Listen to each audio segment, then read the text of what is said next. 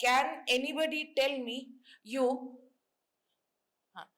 যে PTA it is a subjective or objective test? their hand in order to give me a result, and that can be subjective basis that the patient. So she wants to tell that if we are doing only PTA, then there is percentage of error. Even some patients can also malinger that I am having hearing loss, jabki actually nahi. Number two is that it cannot be done for the children because they cannot respond. So PTA cannot be done below 5 years because small children are unable to respond that whether these PO tones are they are unable to respond to the monotones which are sent. So this tympanometry is a subjective or objective because here we are not dependent on the yes or the client, তুমি যেমন বলো. So এবারে এখানে একটা খুব important শব্দ এটা আসবে ইভেন যখন টিম্প্যানোমেট্রি আমার বোঝানো হয়ে যাবে and I will be giving you some examples, তখন দেখবে যে when tympanometry result comes out, then there is a word called compliance. And believe me, even many ENT surgeons don't understand the meaning of compliance. Compliance is nothing but flexibility of the tympanic membrane, মানে movement of the tympanic membrane. Compliance. ও কতটা compliant? Can anybody tell me the normal চলতি ফিরতি মানে of compliant? Cooperative. আচ্ছা, কি নাম তোমার? অত্রি। তো অত্রি বলেছে যে কমপ্লায়েন্ট মানে কোঅপারেটিভ। তো আমি ঠিক এটাই শুনতে চাইছিলাম যে তোমরা কি মনে করো, কারণ উঠে দাঁড়ানোর দরকার নেই, হ্যাঁ, জাস্ট হাত তুলবে বলবে। সো কমপ্লায়েন্ট মিনস কেউ বললো কোঅপারেটিভ আর ওদিক থেকে কেউ কিছু বলছিল অ্যাডজাস্টিং। সো মিনিং ইজ মোটামুটি দ্য সেম, যে একজন কিছু একটা ইনস্ট্রাকশন দিল তো অন্যজন সেটাকে কতটা অ্যাবাইড করলো। So compliance. So basically I want to see in tympanometry the movement of the tympanic membrane and the ossicles by something, মানে আমি কিছু একটা পাঠালাম করে আমি এই দুটোকে মেজার করছি, তো compliance of the tympanic membrane and the ossicles, তো সেটা আমরা কিভাবে মিডল ইয়ারের কমপ্লায়েন্সটা পাবো। And this is a very important objective test. তো পিটিএ অনেক সময় মানে লাস্ট ক্লাসে অনেকে পিটিএ এর সাথে বলে দিচ্ছিল ওএমই, মানে আমি বলছিলাম যে no, you cannot tell without the support of tympanometry. Okay, so so it is basically the graphic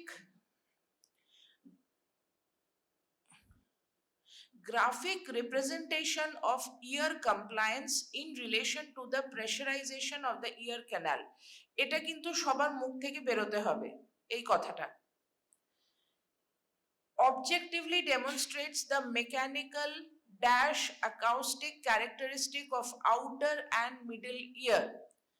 Outer ear এটা কিন্তু জিজ্ঞেস করবে যে outer ear বলতে তুমি কি বোঝাচ্ছ। Okay, it is not only the middle ear function you can understand the outer ear function. Outer ear, which part can anybody tell? Very good. So it measures the ease in which energy flows through the system.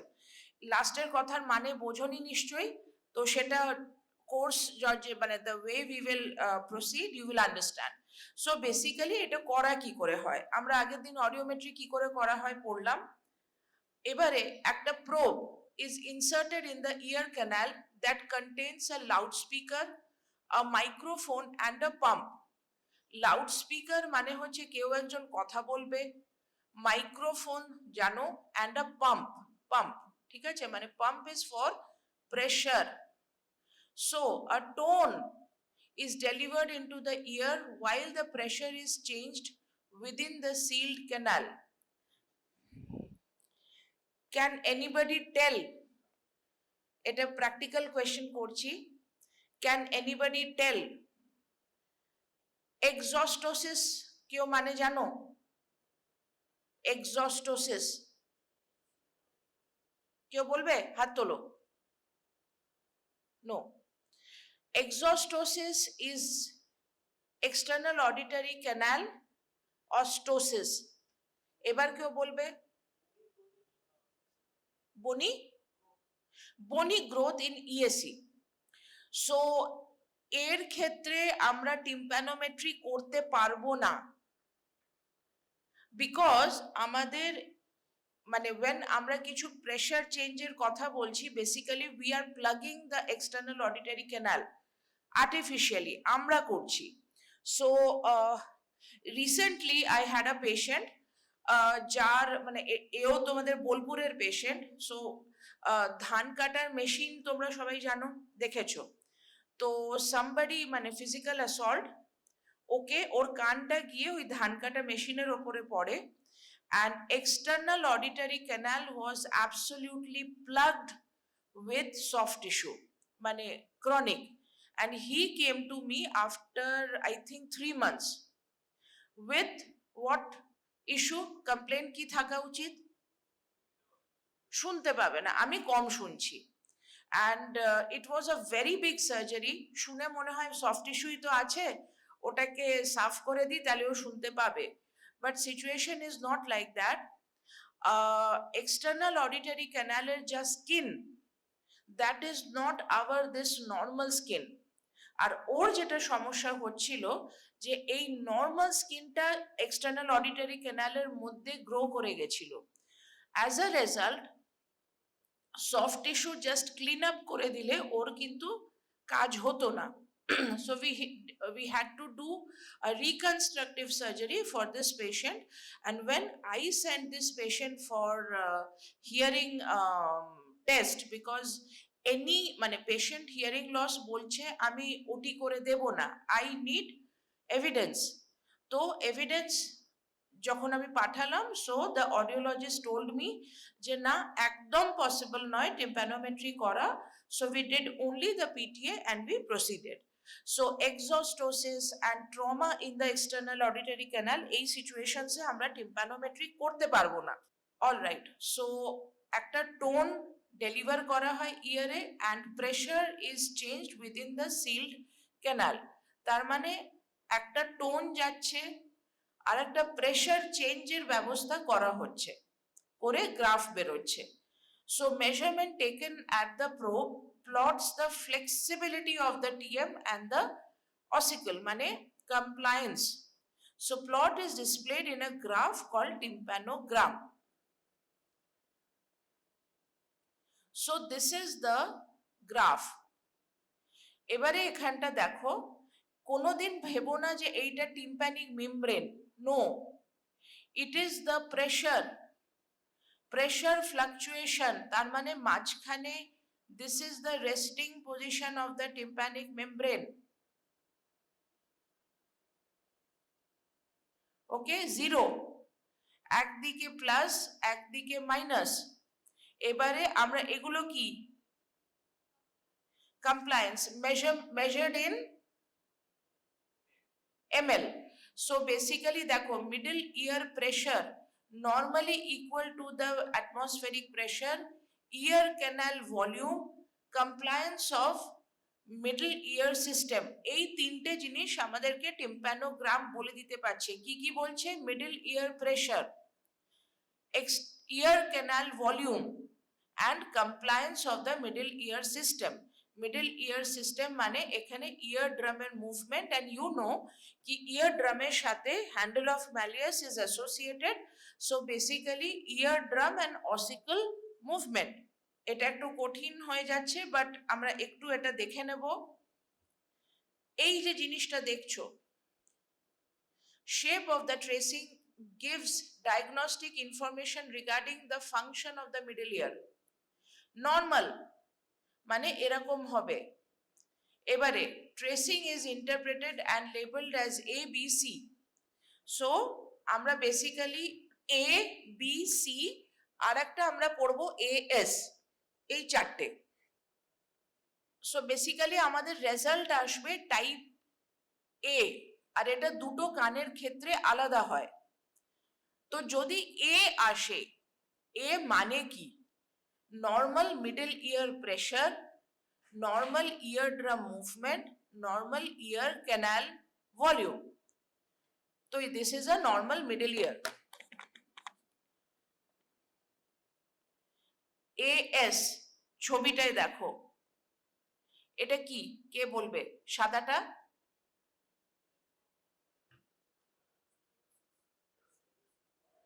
so this is a tympanosclerosis. আবার এই স্ক্লেরোসিসটা অসিকলসেও হয়, সেটাকে অসিকিউলার sclerosis বলে।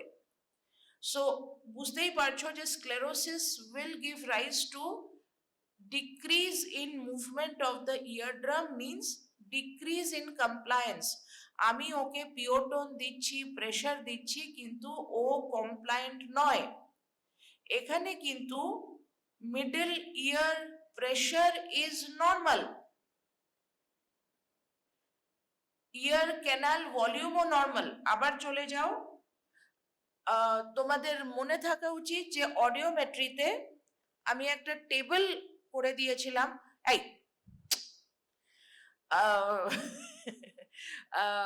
অডিওমেট্রিতে একটা table বানানো হয়েছিল, সেই টেবিলটাই হচ্ছে পুরো সাবজেক্ট, মানে পুরো ওই টপিকের মেন পয়েন্ট। মানে তুমি পরীক্ষার আগের দিন ওই টেবিলটা দেখে যাবে। তো ওরকমই এখানে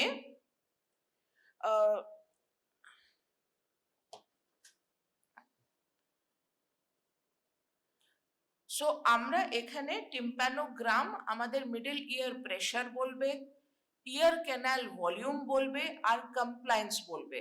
তো আমাদের এই তিনটে নিয়েই মতলব। মিডল ইয়ার প্রেসার বেড়ে গেলে কি হবে, ইয়ার ক্যানাল ভলিউম বেড়ে গেলে বা কমে গেলে কি হবে, অ্যান্ড কমপ্লায়েন্সে তো কি হবে, মিডল ইয়ারের ভেতরে প্রেসার, ক্যানালের স্ট্যাটাস অ্যান্ড কমপ্লায়েন্ট। তো যখন আমার টাইপ এ হচ্ছে, তখন আমার middle ear pressure normal, eardrum movement normal, and year canal volume normal. আচ্ছা, ইয়ার ড্রাম মুভমেন্ট নর্মাল মানে কমপ্লায়েন্স ইজ নর্মাল। এএস, এখানে আমার কমপ্লায়েন্স মানে ইয়ার ড্রাম মুভমেন্টটা কমে যাচ্ছে, বাকি মিডল ইয়ারের প্রেসারও ঠিক আছে, আর নর্মাল ইয়ার ক্যানাল ভলিউম। এবারে দেখো একটা ছোট্ট মতো কার্ভ উঠলো, তুমি দেখছো প্রেসার কিন্তু ঠিক আছে, but this curve is pick is small, because এইটা কমপ্লায়েন্স। এইদিকে কোনোদিন কেউ ভুল করে এইদিকে প্রেসার আর এদিকে পিওটোন এইসব বলে ফেলো না, দিস ইজ কমপ্লায়েন্স। তো এখানে তার মানে কমপ্লায়েন্স, বুঝতেই পারছো কমপ্লায়েন্স হচ্ছে eardrum R অসিকল। So eardrum and অসিকল, বোঝা যাচ্ছে কত ইজি ছক।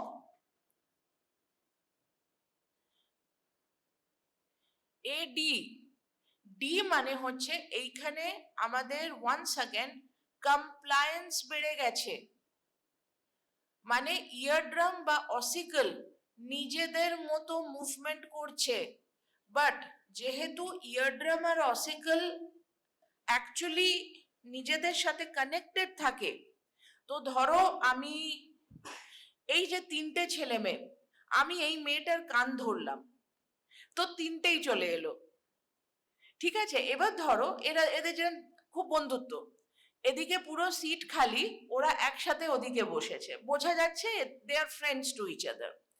এইবারে একটাকে টানলাম, সবকটা চলে এলো, so they are compliant to each other. এবারে ধরো তিনটেই বদ, তার মানে হচ্ছে, মানে এইভাবেই মনে রাখতে সুবিধে হবে, তো এরা বদ, তুমি একটাকে টানছো, কেউ নড়বে না, তাহলে আমরা কি বলবো, নন কমপ্লায়েন্ট। আর আমরা কি গ্রাফ পাবো? এক্সেলেন্ট, ঠিক আছে, ক্লিয়ার। তো এসটাতে আরেকটা আমরা মানে আমরা মনে রাখতাম এস ইজ ফর স্ট্যাটিক, নড়ছে না, অনড়, হ্যাঁ, fix, yes.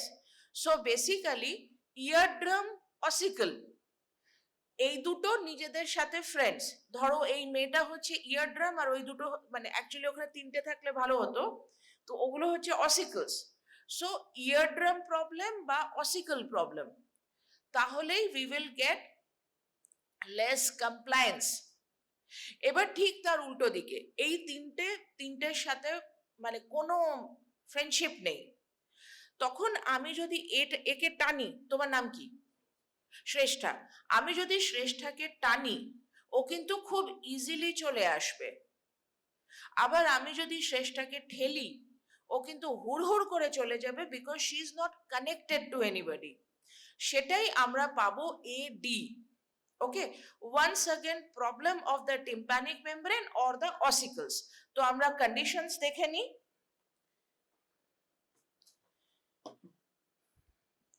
Disarticulation of the ossicles, monomeric tympanic membrane। আমাকে কি কেউ বলবে যে হোয়াট ইজ মোনোমারিক টিম্প্যানিক মেমব্রেন? বলবে? হাত তোলো। কেউ বলবে না? কেউ ট্রাই করবে? শ্রেষ্ঠা, এক্সিলেন্ট, কি নাম তোমার? ত্রিপর্ণা, শি ইজ এন মানে আইডিয়াল ক্যান্ডিডেট ফর আমাদের এই কি বলবো ossicle compliance. Three is for 3 ossicles. Okay, so Triparna বলছে যে একটা লেয়ার অফ টিম্প্যানিক মেমব্রেন। তো ত্রিপর্ণা, আমাদের টিম্প্যানিক মেমব্রেনের অ্যাকচুয়ালি কটা লেয়ার থাকে? 3টে, 3। কেউ 3 বললো? Yes, so he is right, Rakesh is right, we have 3 tympanic membrane. তাহলে ত্রিপর্ণা, বিকজ তুমি খুব ভালো আনসার দিয়েছো, আমাকে বলো যে মোনোমারিক টিম্প্যানিক মেমব্রেন কখন হবে?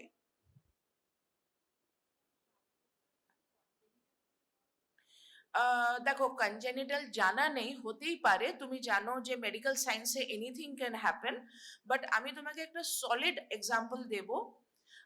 যখন তোমার AOM হলো, পর্দা ফেটে গেল, এবারে ইউ আর ইনটু রেমিশন, মানে তোমার AOM ঠিক হয়ে গেল, এবার পর্দা গ্রো করছে, তখন ফার্স্টে মোনোমারিক হবে, তারপরে ট্রাইমারিক হবে। Okay, so that is definite example of monomeric tympanic membrane। আর যেহেতু ও খুব রোগা, ও তো 3টে লেয়ার নয়, ও একটা layer, she is not Triparna, she is uniporna, so she is moving like this। Okay, so monomeric tympanic membrane and disarticulation of ossicles, when can it happen? Nilanjan, otosclerosis, Nilanjan বলছে, এবার ওর একটা কান আমার বাড়ি যাবে। ওটোস্ক্লেরোসিসে নীলাঞ্জন কি হয়? অসিকল ফিক্সেশন। তাহলে ডিসআর্টিকুলেশন কি করে হবে? ডিসআর্টিকুলেশন মানে কি? হ্যাঁ বলো। খুলে গেছে, হ্যাঁ। ডিসআর্টিকুলেশন মানে একদম মানে ও লজ্জা পাচ্ছে, কিন্তু একদম ও ঠিক বলেছে, খুলে গেছে। তো সেটা নীলাঞ্জন কিসে হবে? আগের দিন তো খুব লাফাচ্ছিলে, ট্রমা ট্রমা। কোলেস্টিওটোমাতে ডিসআর্টিকুলেশন হয় না রাকেশ, কোলেস্টিওটোমাতে ইরোশন অফ দ্য অসিকলস হয়। ডিসআর্টিকুলেশন ইজ টিপিক্যাল অফ ট্রমা। মানে আমাদের অনেক সময় বেসিক্যালি এই যে অসিকলস গুলো মানে MIS, তো ওরা এক দুসরের সাথে কিছু খুব থিন লিগামেন্টস, মানে লিগামেন্ট বলতেও লজ্জা লাগে, this are ligaments are basically tough structures. তো ইয়ারের ভেতরে যে লিগামেন্টস গুলো থাকে, সেটা আমাদের একটা ইনস্ট্রুমেন্ট থাকে সিকল, যেটা খুব সরু একটা ইনস্ট্রুমেন্ট, ওটাতে একটু ম্যানিপুলেট মানে একটু খুঁচিয়ে দিলেই ওই লিগামেন্ট গুলো ছিঁড়ে যায় এন্ড দে গেট ডিসআর্টিকুলেটেড। সো মানে আমি অনেক ডিসআর্টিকুলেশনের কেস দেখেছি অফ RTA। ওকে, আরটিএ হয়েছে, পেশেন্ট তারপরে শুনতে পাচ্ছে না। তো কি কি হতে পারে আরটিএ এর পরে, মানে কানে চোট লেগেছে তো tympanic membrane rupture, disarticulation of the ossicles, hemotympanum, সেটা আমরা আসছি ওটাতে, হিমোটিম্প্যানাম কানের ভেতরে রক্ত, মিডল ইয়ারে blood, middle ear air is replaced by blood. So these are the causes of these are the examples of trauma to the middle ear. So AD, আচ্ছা এবার কোয়েশ্চেনটা হচ্ছে পিঙ্ক গার্ল, ওই কিউট মতো, তোমার নাম কি? ঐশ্বরিয়া, কি বলছে? ঐশ্বরী, ওকে, তুমি বাঙালি? ওকে, তো ঐশ্বরী আমাকে বলো, এই যে এডি তুমি দেখছো, এডি is increased compliance, is it advantageous to the patient?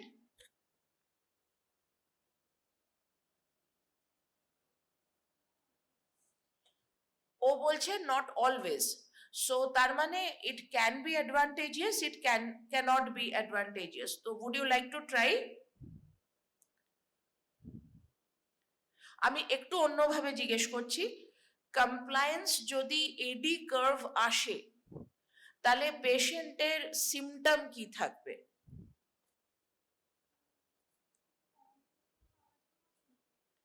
Alright, ও বলছে যে যেহেতু একটু মুভমেন্ট, মানে একটু তুমি প্রেসার দিলে বা একটু তুমি মোনোটোন দিলে 226 হার্টজ, তো ও খুব কম সাউন্ডে শুনতে পাবে, এরকম কোনো কন্ডিশন তোমার জানা আছে?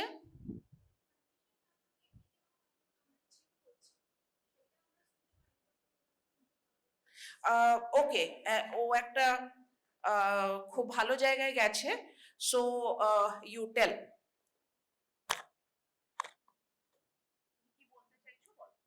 যেরকম আমরা চিউ করছি তো তখন আমরা চিউটা শুনতে পাই না, বাট ও যেহেতু অনেক কম ফ্রিকোয়েন্সি দিয়ে শুনতে পাচ্ছে তো ওটা ওকে ডিস্টার্ব করবে।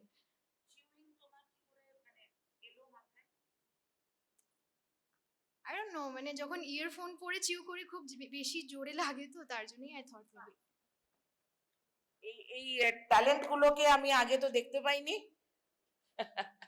ওকে, ও বলতে চাইছে যে যদি compliance, so is it comfortable to the patient or not? Okay, so it is disadvantageous to the patient. So Aishwari, আমার কোয়েশ্চেন ছিল যে is it helpful or it is not helpful? It is not helpful. So what do you prefer? Which curve? A, AS, AD?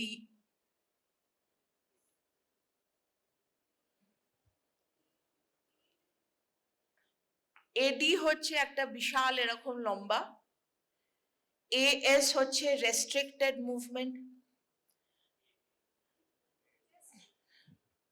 So A is good. AS এ কি problem হবে? Everybody agree to it, শুনতে পাবে না। Are we talking about শুনতে পাওয়া? ওর জন্য তো audiometry আছে, এখানে আমরা কি দেখছি? কমপ্লায়েন্স। সো কেন এই কোয়েশ্চেনটা তুললাম? This is about discomfort or comfort, so it has nothing to do with hearing, but to know more about the condition মানে disease of the patient. Tympanometry is an additive, it has nothing to do with hearing, it is telling us the environment of the middle ear, right? So শুনতে পাবে না, এখানে তুমি বলবে না, এখানে বলবে uncomfortable, discomfort, মানে বা তুমি বলতে পারো যে stiffness of the tympanic membrane, ossicular fixation, এই ডিজিজ গুলো আসছে, আমরা এগুলো আইডেন্টিফাই করে আমরা এগুলো ডায়াগনোসিস করতে পারছি। সো তোমরা যারা যারা অডিওমেট্রির ক্লাস করেছো, একবার কেউ ওটোস্ক্লেরোসিস ডায়াগনোসিস করেছিল ফ্রম অডিওমেট্রি, আর আমি বলেছিলাম যে না, অডিওমেট্রি থেকে ওটোস্ক্লেরোসিস ডায়াগনোসিস করা যায় না। এবার কি তোমরা টিম্প্যানোমেট্রি থেকে মানে পিটি এর সঙ্গে additive, so can you do the diagnosis of otosclerosis আরামসে চোখ বন্ধ করে, right? So AD is not acceptable, AS is not acceptable. এবার হচ্ছে টাইপ বি। এখানটা দেখো, ওই যে একটা পিক উঠছিল, সে পিকের কোনো গল্প নেই। সো পিক নেই, পিক না থাকলে কি হবে? ইট ইজ ফ্ল্যাট, কোনো পিক নেই। So no compliance or pressure peak indicated, normal ear canal volume.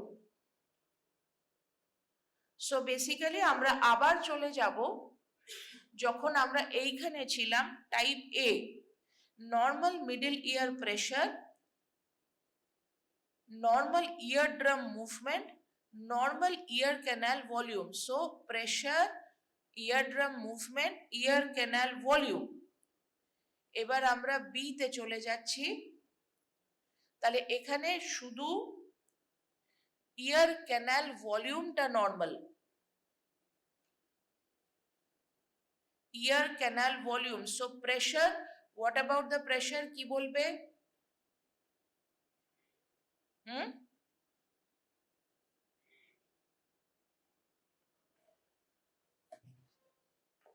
কে বললো? এবার তো দাঁড়াতে হবে।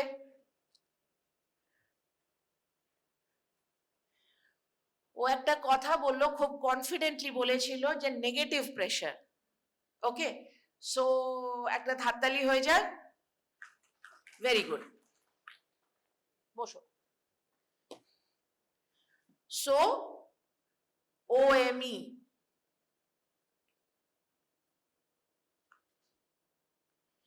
আচ্ছা এখানে দেখো এই পার্টিকুলার মানে আমরা তাহলে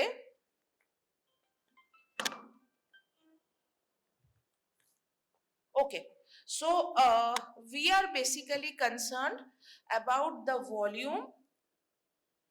আচ্ছা আগেরটাতে চলো আবার দেখি। Middle ear pressure, eardrum movement and ear canal volume. ear canal volume খুব লিমিটেড কন্ডিশনসে চেঞ্জ হবে, ইট ইজ জেনারেলি নর্মাল। তো আমাদের বেসিক্যালি মিডল ইয়ার প্রেশার আর ইয়ার ড্রাম মুভমেন্ট এই দুটো নিয়ে কারবার। সো এইটাতে আমরা আসছি, এই যে বি, এখানে আমাদের ইয়ার ক্যানাল ভলিউম নর্মাল থাকবে, সেটা তো ঠিক আছে। নো কমপ্লায়েন্স অর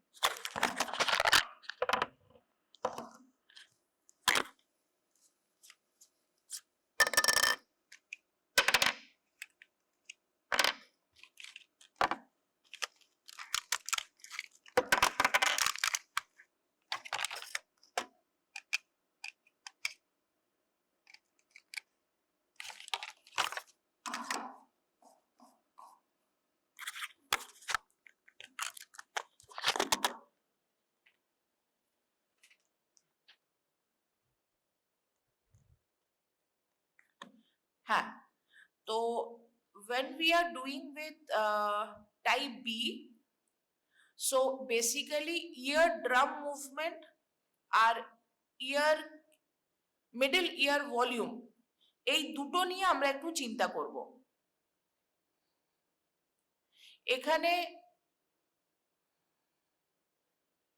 এখানে ear canal volume is normal, no compliance or pressure peak indicated, মানে জিনিসটা পুরো ফ্ল্যাট। মিডল ইয়ার ফ্লুইড আগে আমরা একটু দেখে নিই, দেন ইউ ক্যান ডিফারেন্সিয়েট। আমি এক একটা করে বুঝিয়ে দিই, দেন ইট উইল বি ইজি। এখানে কানের ভেতরে ফ্লুইড আছে, ফ্লুইড আছে বলে যখন তুমি প্রেশার চেঞ্জেস করছো, কোনো peak eardrum is not compliant, ও কিন্তু ইয়ার ড্রামের কোনো মুভমেন্ট হচ্ছে না, so there is no peak. So the eardrum is not compliant, peak নেই, ইয়ার ক্যানাল ভলিউম কিন্তু নর্মাল। এবার পরেরটাতে চলো, এটাও flat, flat, no compliance or pressure peak indicated, কিন্তু এখানে ইয়ার ক্যানাল ভলিউম কিন্তু বেড়ে গেছে। কি সিচুয়েশন? সিচুয়েশন হচ্ছে perforated TM and patent PE tube, মানে জানি না, এটা ভেন্টিলেশন টিউব বলতে চাইছে, গ্রোমেট। সো বেসিক্যালি এখানে ইয়ার ক্যানাল ভলিউমটা ইনক্রিজ করে যাচ্ছে কিভাবে? আমরা আবার থেকে চলে যাও যে how do we do tympanometry. আমরা একটা 226 হার্টজ সাউন্ড পাঠাই and we make some pressure changes in a clogged ESC. So এখানে আমরা clogged ESC করতে পারছি না, বিকজ মিডল ইয়ার আর ESC এই দুটো এক হয়ে গেছে। আর পারফোরেশনের ক্ষেত্রেও একই ব্যাপার, মিডল ইয়ার ভলিউম আর এক্সটার্নাল অডিটরি ক্যানাল ভলিউম এই দুটো এক হয়ে গেছে। To be precise, there is increased volume of the ear canal. So আমাদের কাছে যদি টাইপ বি আসে, what will we give DD? We will give DD number 1 middle ear fluid and perforated TM. Patent ventilation tube এটা খুবই rare, grommet insertion, সেখানে patient তোমাকে, মানে patient তো ছোট, তো পেশেন্টের বাবা মা তোমাকে সার্জারির হিস্ট্রি দিয়েই দেবে। সো টাইপ বি বললেই তোমাদের কিন্তু মাথাতে আসবে, it can be either ওএমই or it can be perforation of the tympanic membrane. And how will you differentiate? External auditory canal অনেক বেশি ভলিউম আসবে, যখন আমরা রিয়েল এক্সাম্পলস গুলো দেখবো তখন দেখো কত বেশি হয়ে যাচ্ছে।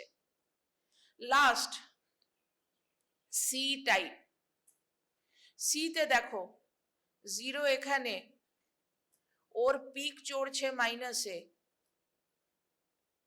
So there is excessive negative middle ear pressure. আচ্ছা, এই কোয়েশ্চেনের আনসার আমি ওই ঐশ্বরীর পাশে যে ছেলেটি বসে আছে, তোমার নাম কি?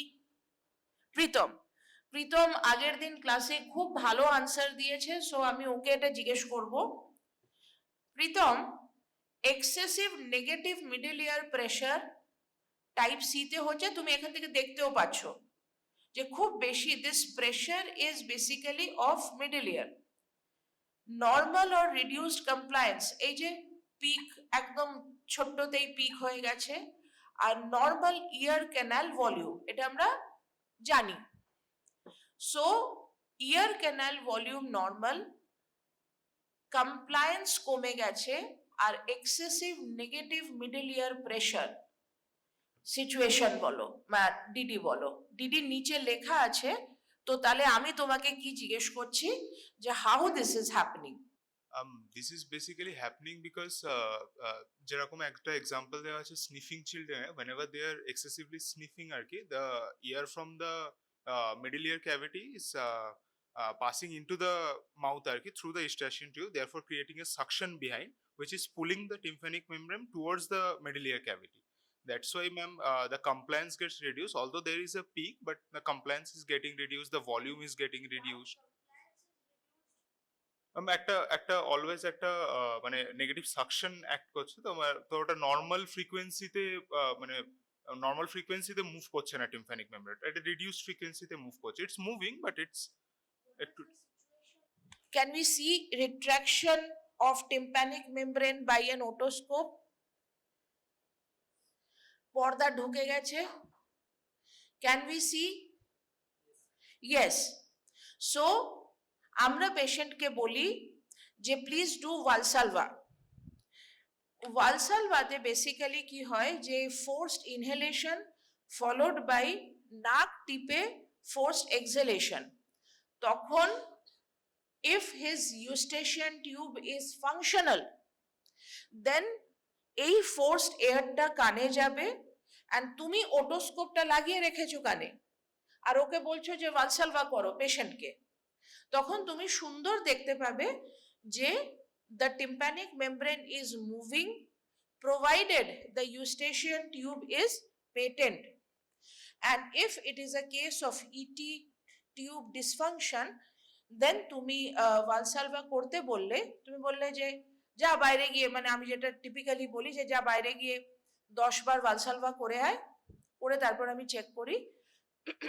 সো যদি মুভ করে then the ET tube is patent, and যদি মুভ না করে তাহলে কপালে দুঃখ আছে। এবারে বলো এই পেশেন্টের সিমটম কি ছিল, ডক্টরের কাছে এসেছিল কেন?